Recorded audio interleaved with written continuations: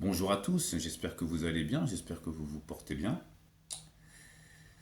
Vous n'êtes pas sans savoir qu'en ce moment, il y a le film Napoléon qui se joue dans les salles obscures en France, euh, qui retrace la vie en fait de Napoléon, Napoléon Bonaparte. Cet esclavagiste, cet empereur sanguinaire. Bon. Euh, et là, dans Le Monde, dans la section cinéma, il y a un article sur lequel je viens de tomber qui parle de la relation de Joséphine, hein, et de Napoléon. Alors, je vais vous le lire et je vais vous donner mon analyse. Ok? Parce que bon, à l'heure où l'Occident est en train de choix, de s'effondrer au niveau culturel, sur la scène internationale, les gens ne se posent pas la question des causes en fait de ce déclassement. Alors, je vais vous lire l'article, ok, et après, bon, on va faire un petit débrief, tranquille. Joséphine, l'esclavagiste qui murmurait à l'oreille de Napoléon. J'aime bien comment c'est présenté comme ça. Vous savez, il y avait le film avec Robert Redford. C'était l'homme qui murmurait à l'oreille des chevaux. Et là, vous avez la prostituée qui murmure à l'oreille du diable. Bref, ça c'est original. C'est très français. Euh, le biopic de Ridley Scott, sorti le 22 novembre, délaisse un débat qui divise les historiens. Né en Martinique dans une famille de riches propriétaires, virgule, hein, donc ils te disent de riches propriétaires, mais propriétaires de quoi ils te le disent pas. Les mecs n'assument pas quoi. Non mais il faut nommer les choses les gars. Si vous écrivez un article, il faut aller au bout de votre argumentation, sinon ça n'a pas de sens. Propriétaire de quoi? De cabri, de bœufs, de quoi? De quoi?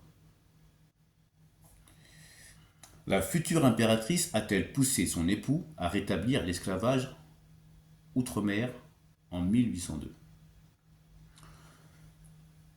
Étant originaire de Guadeloupe, d'accord, euh, moi la réponse je l'ai, hein. Que ces gens-là, alors soit ils sont très mal informés, hein, de quel historien parle-t-on, enfin, je ne sais pas, mais pour nous, hein, Africains déportés, descendants d'Africains déportés mis en esclavage, la question est vite répondue. Bref, je continue. Actuellement sur les écrans en France, le dernier film de Ridley Scott, Napoléon, est centré sur la relation passionnelle entre Bonaparte, Joaquin Phoenix, et Joséphine, Vanessa Kirby. Mais, dans un scénario qui traverse la vie du personnage au rythme d'une charge de hussard, est occulté un des aspects les plus sombres, le rétablissement en 1802 de l'esclavage outre-mer. Est éludé, excusez-moi. Du même coup, le débat sur le rôle qu'a justement pu prendre dans cette décision son épouse et héroïne du film. Donc dans le film, la meuf est une héroïne.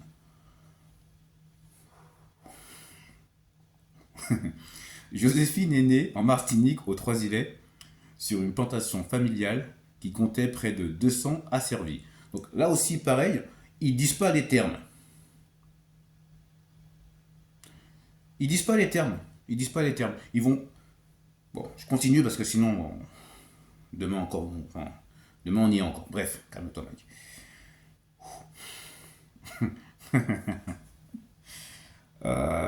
Bon Dieu, Seigneur, Monsieur. Voilà le monde. Le 4 février 1794, la Révolution française abolissait une première fois l'esclavage. Cette mesure fut appliquée à Saint-Domingue et en Guadeloupe, où elle ne...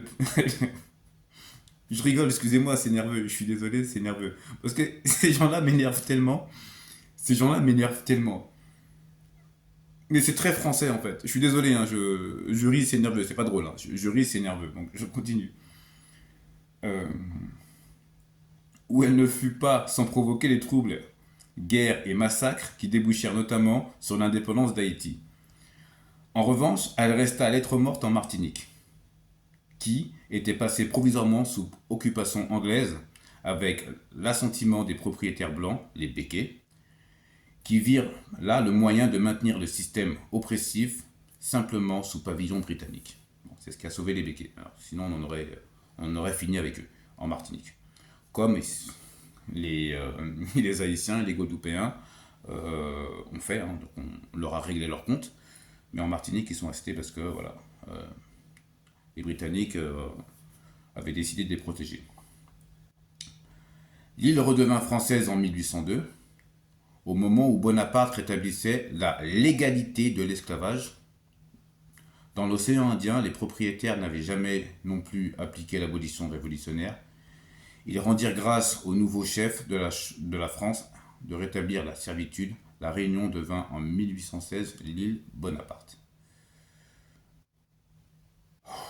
Ouais, bref, je ne peux pas lire le reste. Donc voilà. Alors, la France aujourd'hui est complètement déclassée. Elle est chassée en Afrique de l'Ouest, en Afrique centrale aussi. On voit bien ce qui se passe en ce moment en Guadeloupe, en Martinique, en Guyane, à La Réunion. Il y a la question de savoir est-ce qu'on continue ou pas à rester sous protectorat français. Parce que quand on fait le bilan, on voit bien que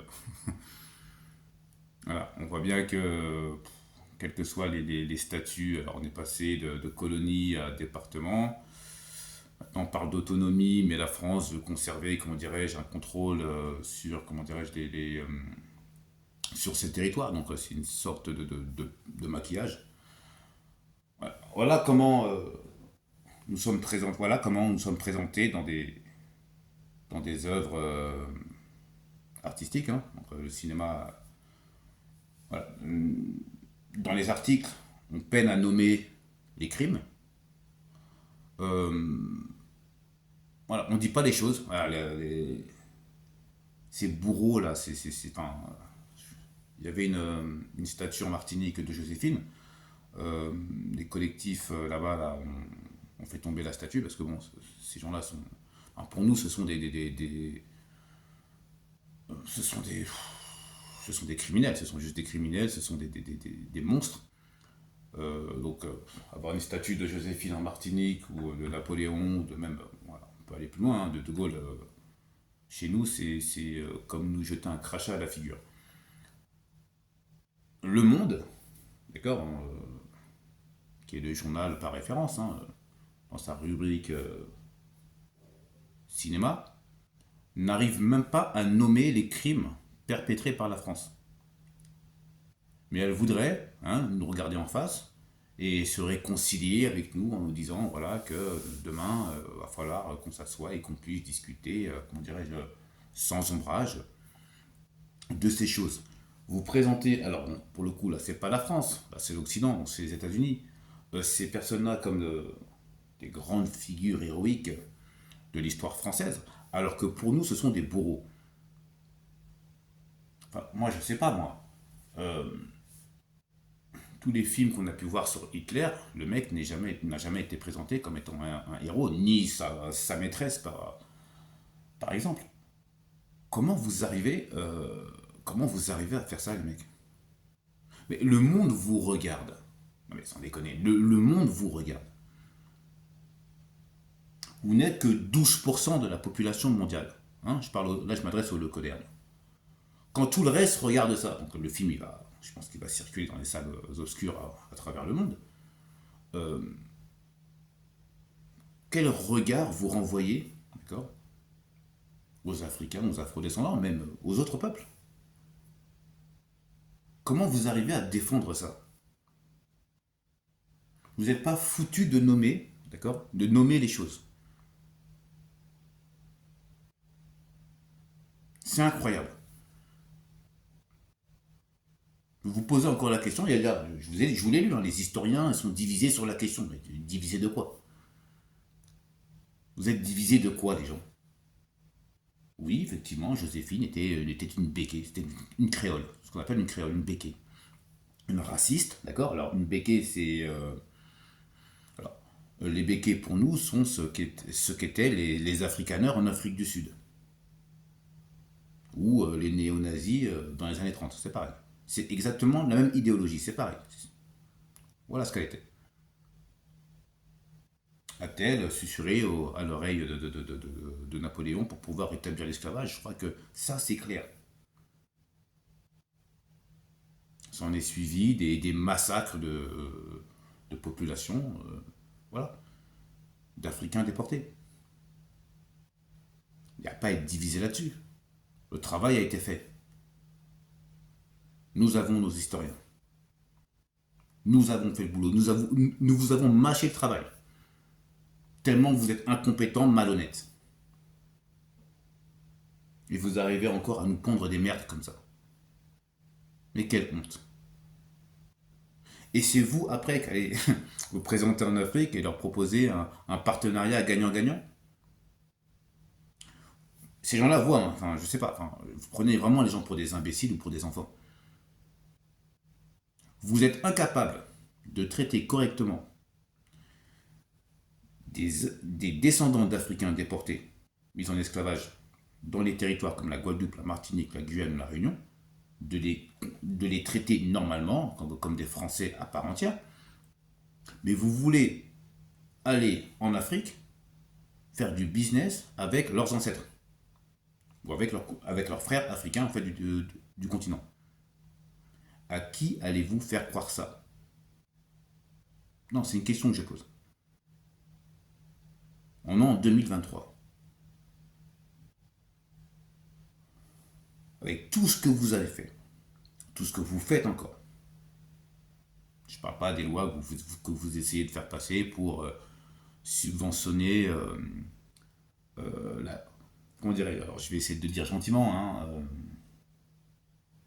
la migration massive des locodermes dans les DOM. Bon, ce n'est pas passé, mais ça ne veut pas dire que vous n'allez pas le faire, parce que les entreprises françaises le font déjà. Bref, petite parenthèse. Peut-être que je ferai une vidéo là-dessus. Mais encore en 2023, vous arrivez à nous pondre des articles comme ça. Et moi, je vais rester là, voilà, l'article, je l'ai lu. Bon. Non, c'est pas grave. Non, non, si, c'est grave. Nommez les choses. Le Monde, nommez les choses. Portez vos couilles. Les gens, excusez-moi de m'exprimer comme ça. Lorsqu'on nomme les propriétaires, on dit propriétaires d'esclaves. Et pas de bœufs, pas de chiens, pas de rats, pas de singes, propriétaires d'esclaves.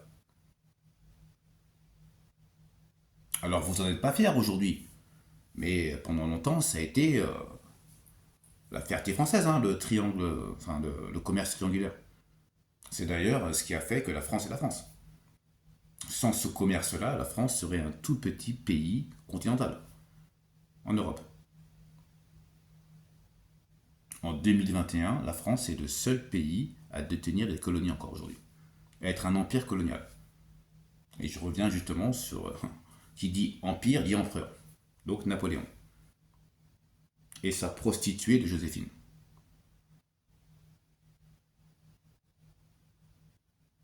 C'est indigne de vous, hein, le monde. Alors, je sais pas qui c'est qui a écrit l'article, j'ai regardé. C'est. Alors, qui c'est qui a écrit ça, cette torchon-là? Qui c'est qui a écrit ce torchon? Alors, monsieur Benoît Hopquin. Monsieur Benoît Hopquin. C'est indigne de vous. C'est pathétique. Alors, je sais pas si vous êtes un pigiste ou un journaliste. Je sais pas ce que vous êtes. Un stagiaire. Mais voilà, c'est médiocre. C'est malhonnête. Et bon, bah, c'est français, quoi. Hein, c'est made in France. Voilà. C'est tout ce que j'avais à dire. Allez, peace.